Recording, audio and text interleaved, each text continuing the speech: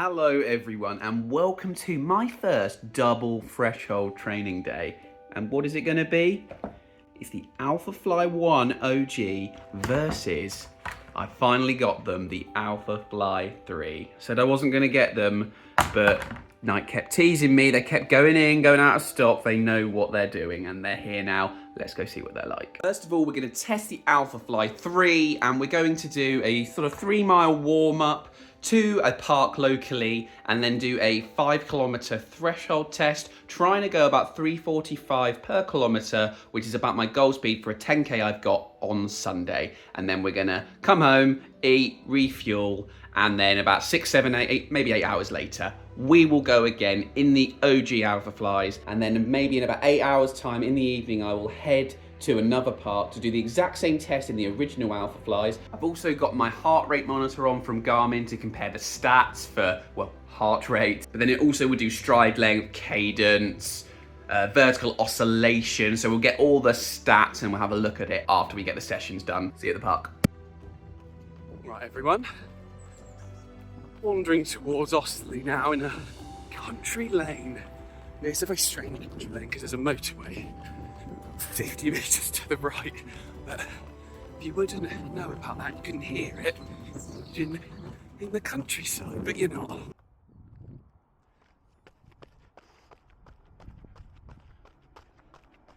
And we are underway in the Alphafly 3s at Osterley Park, and it's a beautiful day. It's slightly warmer than it's been recently, at about 18-19 degrees, and I have decided to do this workout in the middle of the day because I know that my 10K race that I'm aiming for at Seafood is going to be at about 18-19 degrees, but it will be about 9:30 in the morning, so not direct sunlight, so just trying to get a little bit of warm weather acclimatization for this weekend. This is my first ever time running in the Nike Alphafly 3s, and I've been so excited to get my hands on them. The price is absolutely horrific at £285, but Nike and super shoes just go together, don't they? And when the latest gear comes out, I've just really wanted to give them a crack. And in this opening 200 meters, obviously I plodded myself to the park 3 kilometers, and this is the first time actually like extending my stride, giving it a little bit of a go, and they felt very stable at the rear, I would say, compared to the first one was my first impressions. My second thoughts early in this test were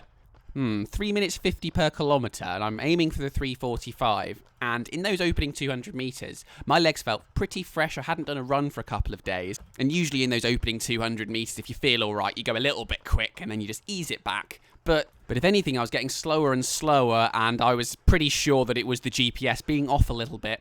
I've only been to this park once for a park run that I did at the start of January. Click at the top right to have a look at that. Lost at Park Run, great video. But that was done when the trees were completely barren. And obviously with the trees now fully in leaf, GPS is struggling a little bit, and I probably won't come back to this park for a session again when I'm aiming for a specific time. I mean, to be honest, when you're doing threshold work, from what I read, a lot of the time you should be going off field, but with a race on Sunday, I was trying to hit those 3:45s, and I'm pretty sure I was.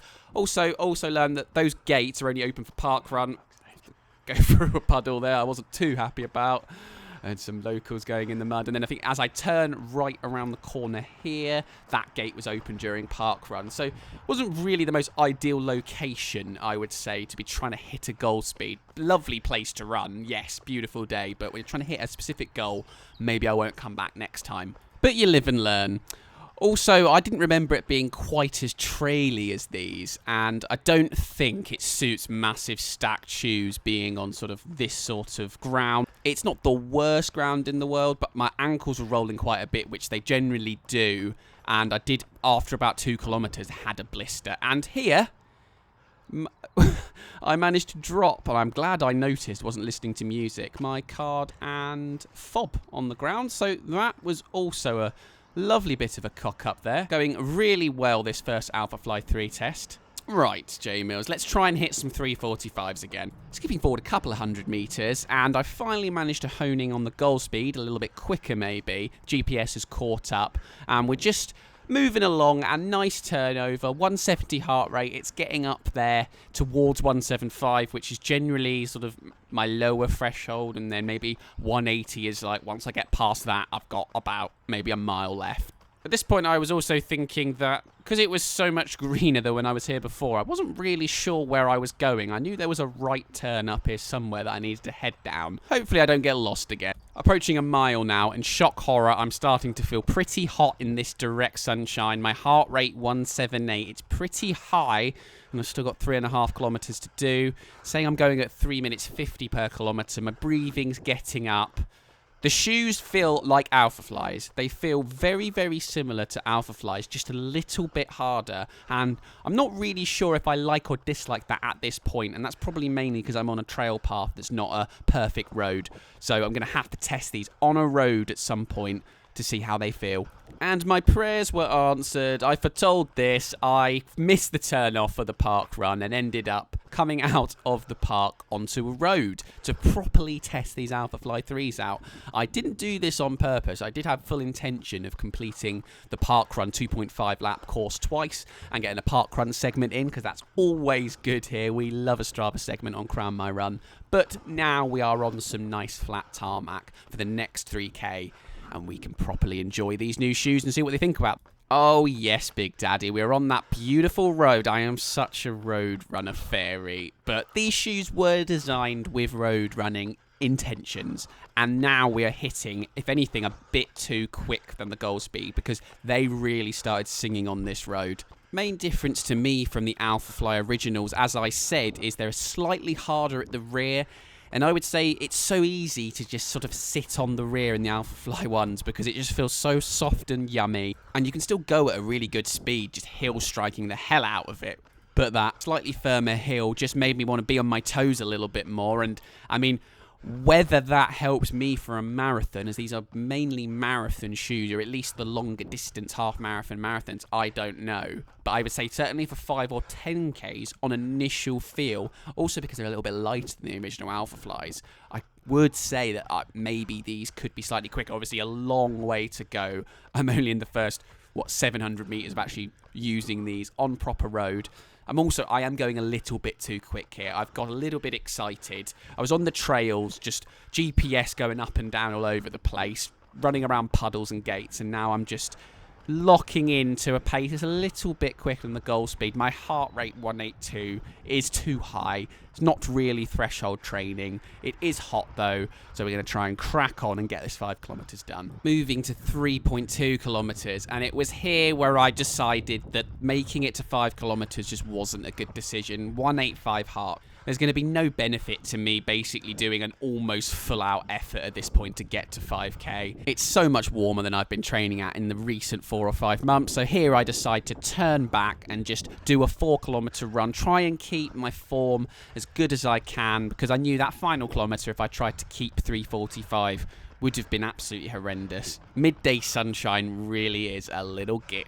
150 meters to go. We are feeling it a lot. 186, 187 heart rate. We've just got 100 meters left to go, and we can have a nice breather and go get ourselves a nice old Gatorade. I don't know why I said Gatorade. It'd definitely be a Lucasade because I'm not American.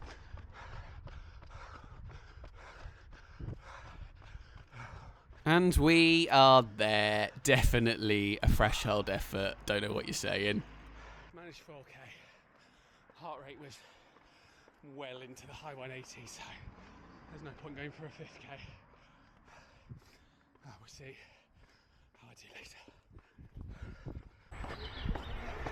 And later is here. The sun has set. It's about 7:30 at night. Look at the sun coming through the tree there. Beautiful, picturesque. And it is time for me to now do my first ever double threshold session in the original Alphaflys. Now, I'm hoping that this session doesn't feel as hard as it did in the earlier heat. We'll make the comparison between the Alphafly 3s and the original Alphaflys.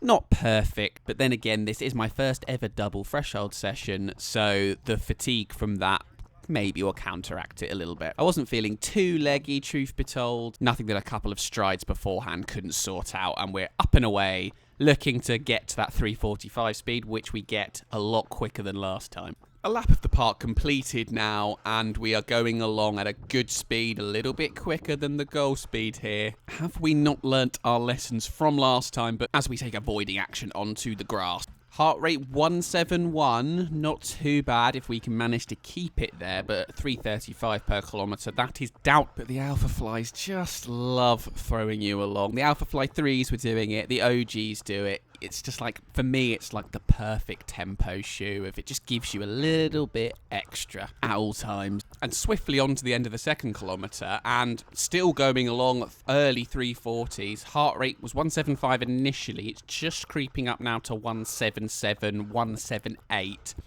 So at 175, I was going to say that's looking all right, but now we're getting towards that upper end of my threshold where it's going to start to really hurt and where it's not probably a threshold session. But if we can keep it below 180 for as long as possible, it's not too bad. And I managed to last until 2.9k before I did go into 180 heart rate territory, which is definitely better than I did this morning in the Alphafly 3. And we've now left the park, heading home.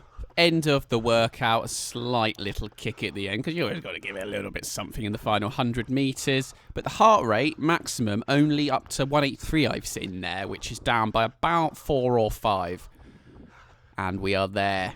A good little session, that. 4k completed in 14 minutes 56 at 344 per kilometre, so slightly quicker than the goal speed. I'll put this morning's Alphafly 3 session up for comparison. So you can see from Strava, we were quicker. We had less relative effort, 51 compared to 54. And as far as my training goes, pretty happy I managed to do the second session quicker than the first one, even if it was slightly easier conditions overall. And now we're just going to go into the Garmin data to see if there's anything else we can pick out comparing the shoes to each other.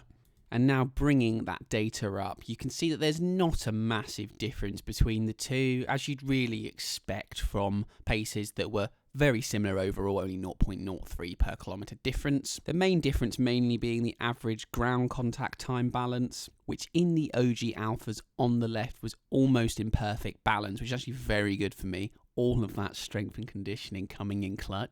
But in the Alpha 3s, it's about 1% off, favouring my left foot, which is my stronger foot. But to be honest, when looking at the stats in a little bit more detail, once I was on the pavement, it was pretty much exactly the same. It was a little bit off when I was on the trail path and dodging around puddles and stuff. The other difference was in the actual effort perceived by Strava compared to Garmin.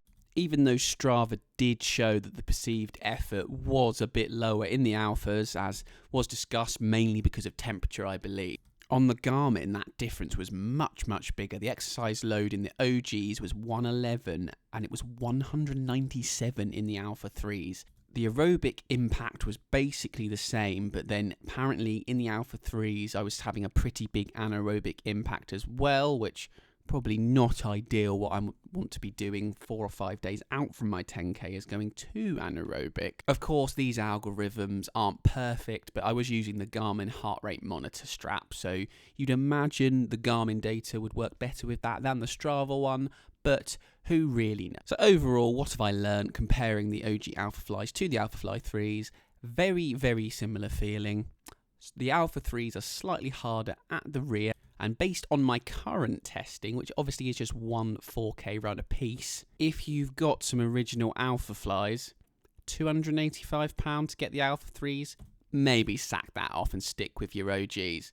I may say differently if I smash a PB in the Alpha 3s on Sunday in the Seaford 10k, and I'll make a video dedicated to their existence, just 20 minutes of me in bed with them. So that's my first ever double threshold session done, comparing very briefly the Alpha 3s and the Alpha 1s, which are very, very similar. Tune in next time for D Mills versus myself, J Mills, in the Seaford 10k.